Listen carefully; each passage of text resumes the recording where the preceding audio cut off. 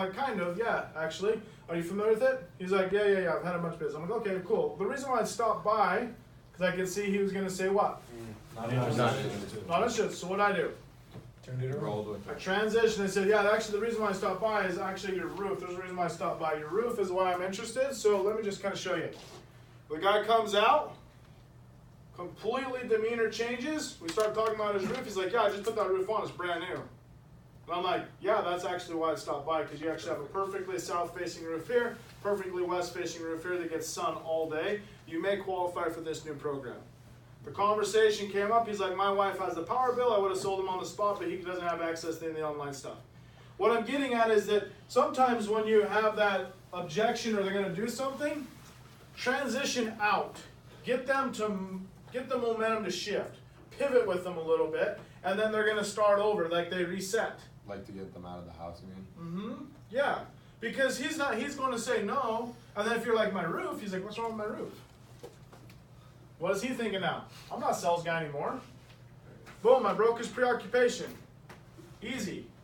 Right? And it's the exact same thing with customers. When you transition with them, it gets the momentum of the sell. It breaks their preoccupation. They're not thinking about dinner. They're not thinking about their family. They're thinking about the problem and the solution that you're bringing up. And they've all thought about it for a long time. So that's just an example last night where I transitioned out and it made a huge difference. Okay? And I've done the exact same thing lately where I'll transition to the meter. So if I transitioned out, and then he's like kind of doing the same thing, well, no. So last night, for example, I had a guy that was interested, okay? But he didn't have socks and shoes on. It was cold. Okay, so I was stuck. I transitioned him out, and he was getting cold. You could tell he was like getting cold chills, And so I was like, frick, I got to try and transition in, right?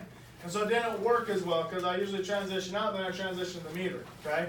And he was like, it was all muddy. So anyways, what I'm getting at is, sometimes it doesn't work, so I'll go back, okay?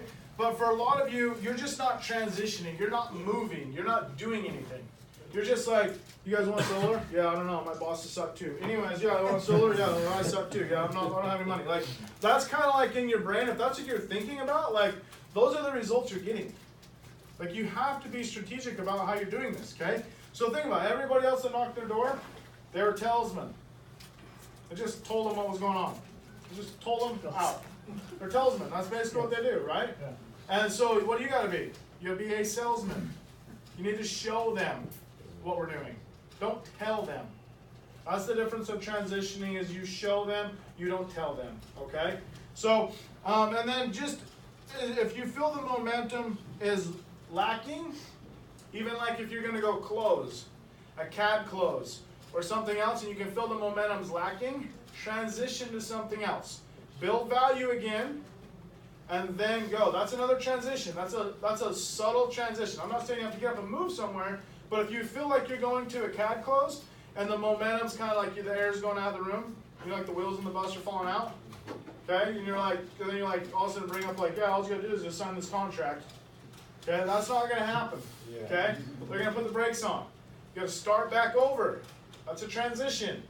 Start back over, build value, like Jason taught you, build the value, and then try to close it. Because you gotta get the momentum to the close. Does that make sense?